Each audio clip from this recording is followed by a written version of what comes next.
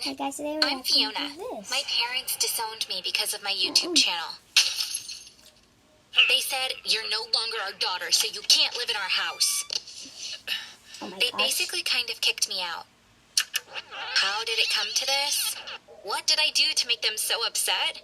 I'll tell you the whole story. First of all, I have to say that my parents are super weird. I'm not exaggerating. Here are some examples of what they used to do. Our kitchen would close at 8 p.m. Literally closed, as if it were a store. At 8 o'clock, my dad would lock the door and take away the key. My mom would announce, "If anyone needs water, you have 5 minutes to get it," before he'd lock it. That happened every day, so I thought it was normal. One day, I was at a friend's house for a pajama party. Just before we went to bed, my friend said, "My mom left us milk and cookies. Let's go to the kitchen." I was so surprised, and I naively asked, "Is your kitchen open so late?" I'm not into video games, so this other rule in our house was mainly for my brother Craig. He wasn't allowed to play Pokemon games. You know why? Both of my parents are very religious.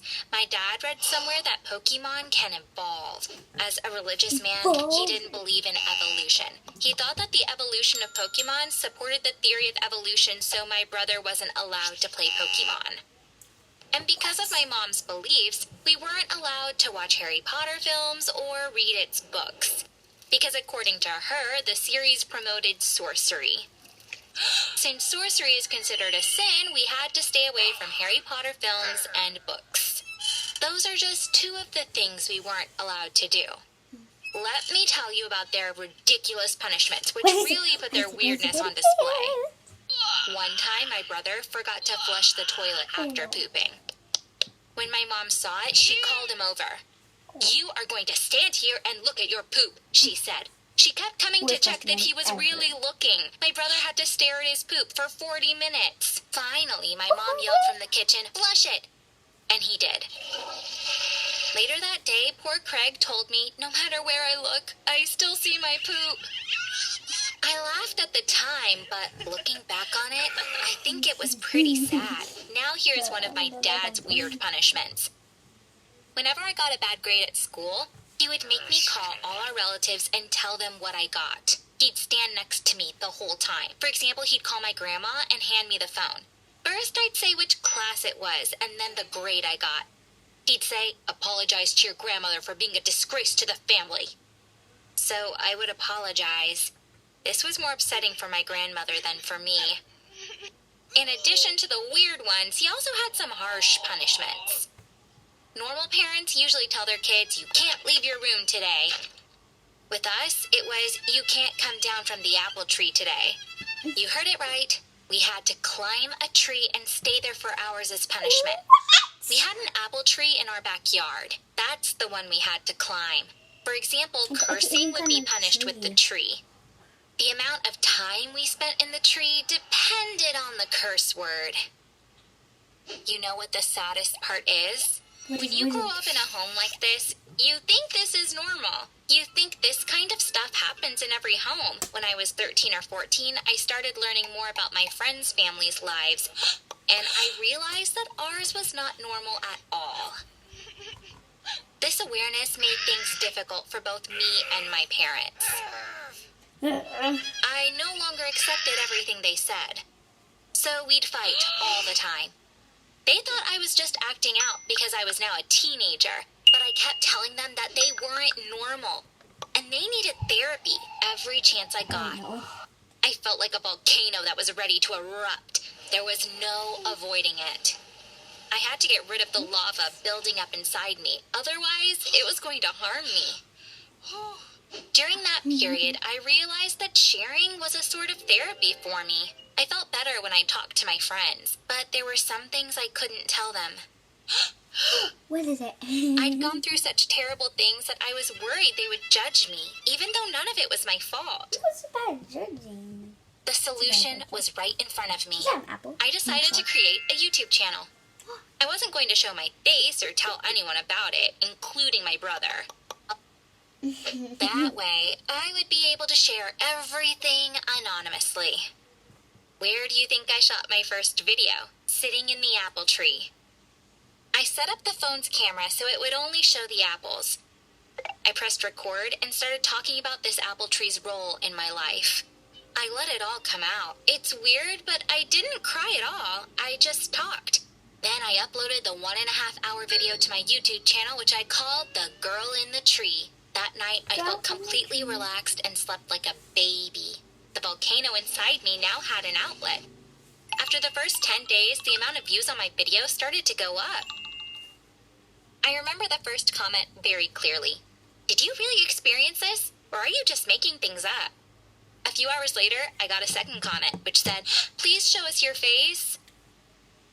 I continued uploading 2 videos per week. I got over 1,000 subscribers. The 7 videos I uploaded had a total of 9,000 views. As my emotional scars were being healed, something really unexpected happened. My brother accidentally came across my channel. He texted me right away, but I was on my way to a friend's house to work on a school project. So I didn't see my messages. Craig's dream was to be a YouTuber, and he thought that I made this channel to become one as well. He was so happy when he saw the number of views and subscribers. He was proud of me and immediately went to show our mom. When I came home, my parents were livid. Craig realized what he had done, but it was too late. My mom kept saying, how dare you talk about our private lives online? My dad said, I didn't expect this from you. We've given you everything, and you stab us in the back. But the thing is, I hadn't exposed anyone. I had only told things from my perspective without saying anything bad about my mom or dad. I just described what happened, and since it was my experience, I had the right to talk about it. They sent me to my room. I heard them have a heated discussion, but I didn't want to know what they were saying, so I didn't listen. 3 hours went by. I was getting ready for bed when my mom called me. My dad said, there is no way we can forgive you. We worked so hard to raise you, and this is what we get in return. No punishment would be enough for what you've done. So your mom and I have made a really tough decision. We are disowning you. We can't possibly call you our daughter after this. Disowning? I was completely shocked. I kept listening, but it was like I was living in a dream. I looked at my mom, who was in tears, looking down. I wanted her to say something, so I said, Mom? But she didn't look at me. She just shook her head. I knew how stubborn they are, and that arguing with them would be pointless. I've never seen my dad change his mind about anything. I didn't deserve this, but there was nothing I could do. I wanted to cry, but I stopped myself.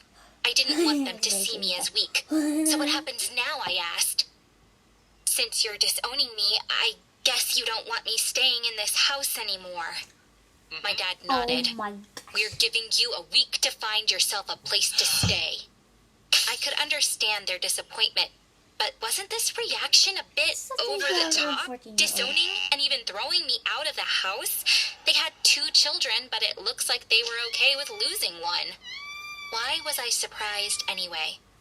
My parents' main issue was their inability to be compassionate towards us. I've already told you how they punished us for small stuff. I guess it was normal for them to overreact like this under the circumstances. Now that I was kicked out of the house, I had to find a place to stay. Being a high school student, I didn't have many options. Of course, I went to my grandmother. My parents probably knew that's what I would end up doing. Even though my dad is my grandmother's favorite son, she criticizes him all the time. When she found out what happened, she called him over. Fiona is just a kid. Why. How can you throw her out of the house? She will live with me from now on. And I am disowning you, too. Throw Craig out as well. I'll take care of both of them. Revenge. My dad listened without saying anything. Then he just left. I've been living with my grandmother for 5 months now. I wish they had kicked me out earlier because I feel so good here. Craig stays over a lot. He says that my mom cries all the time because she misses me. I'm not unforgiving like her. I'd go see her right away if she called. but I don't think I'll ever live in that house again. I was really sad about having to delete my channel, but then I stopped caring because it had served its purpose. It helped me share all that was building up inside of me, right? Thanks for listening to me. If you like stories based on real events, subscribe to this channel. Bye! Bye, guys!